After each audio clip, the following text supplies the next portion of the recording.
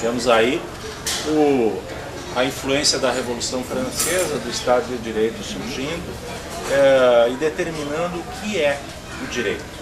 O direito se separa da política. Curiosamente, o nosso objeto de estudo é uma lei que foi produzida numa casa onde se discutiu politicamente, mas depois de produzida, produção jurídica teórica não pode mencionar aspectos de ordem política, porque isso não é científico. Científico é apenas considerações de ordem jurídica, definição de conceitos jurídicos. A forma mais aperfeiçoada dessa jurisprudência dos conceitos se deu evidentemente com o Kelsen, na teoria pura do direito, né? Que teve evidentemente um significado muito positivo.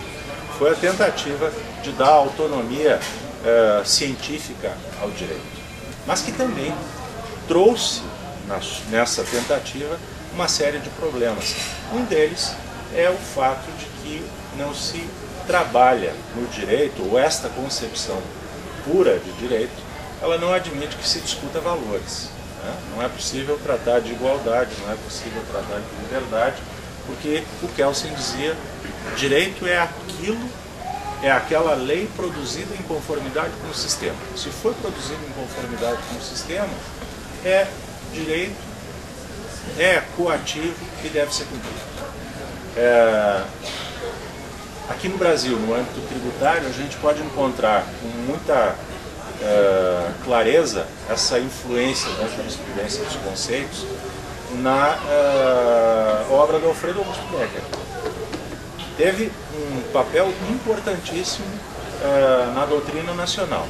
Foi o tributarista gaúcho, por sinal, que conseguiu fazer com que este tema passasse às mãos dos juristas e não mais dos contadores e dos economistas. Mas esta escola ela apresenta alguns problemas, sobre os quais a gente vai tratar em seguida. Para a gente tentar exemplificar isso com alguns exemplos mais específicos, ontem eu vinha pensando como é que eu poderia abordar esse tema com vocês.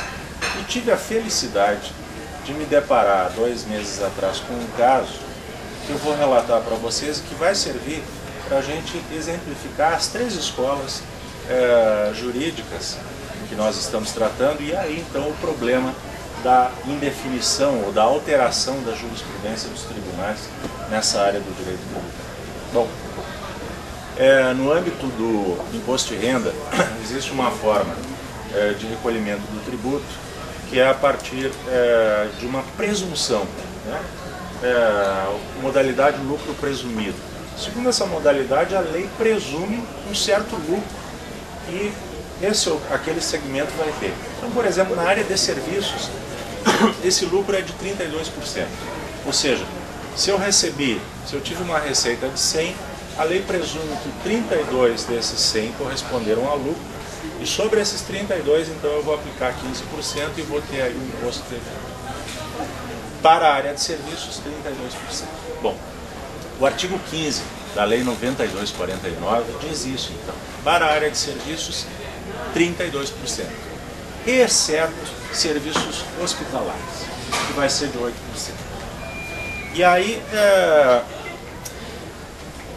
evidentemente que, assim que essa lei foi publicada, surgiram várias clínicas médicas dizendo: bom, eu sou do serviço hospitalar, eu tenho direito a 8%.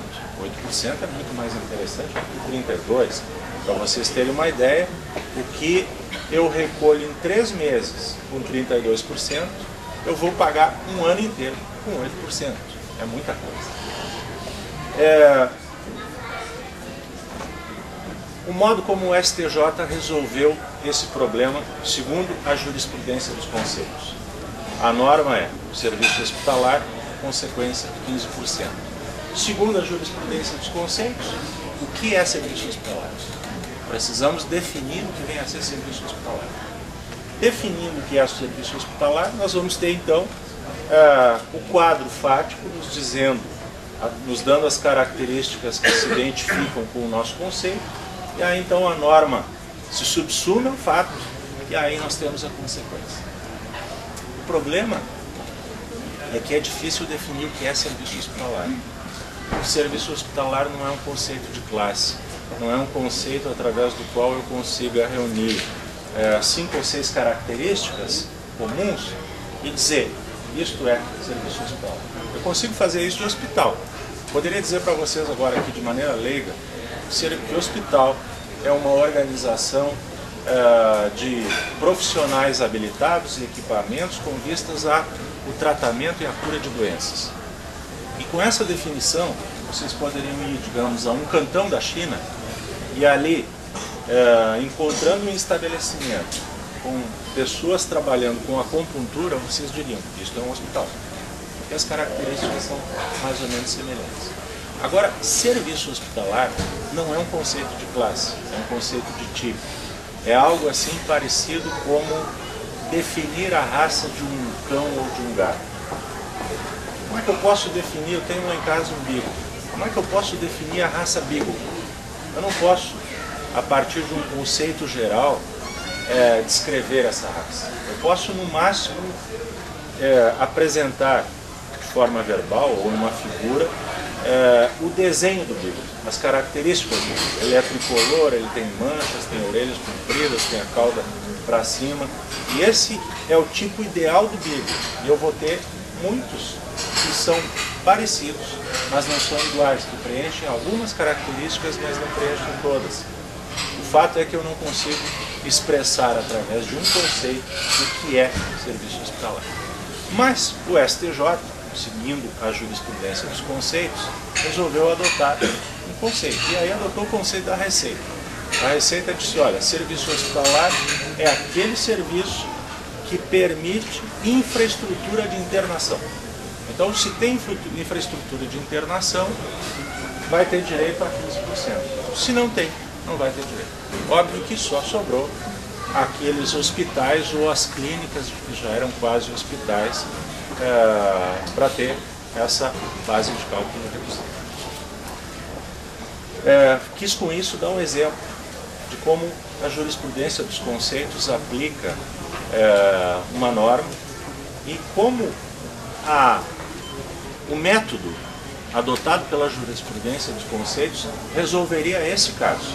Eu trabalharia com o conceito, encontraria uma característica-chave, uma ou duas ou três características-chave e aplicaria sobre o fato, atribuindo então a consequência da norma.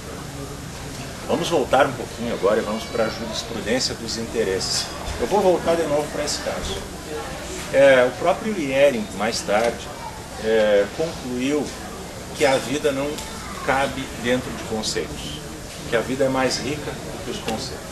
Aliás, nós tivemos esse exemplo agora do serviço hospitalar que mostra isso. A dinâmica da vida é tal que nem sempre os conceitos conseguem encaixar todos os fatos, todas as realidades. E ele então passou a entender que o direito era uma forma de organização dos interesses dos indivíduos em sociedade. E o objetivo então, e aí fez toda uma crítica à sua doutrina anterior, o objetivo então do jurista era, trabalhando com a norma, identificar os interesses subjacentes à própria norma.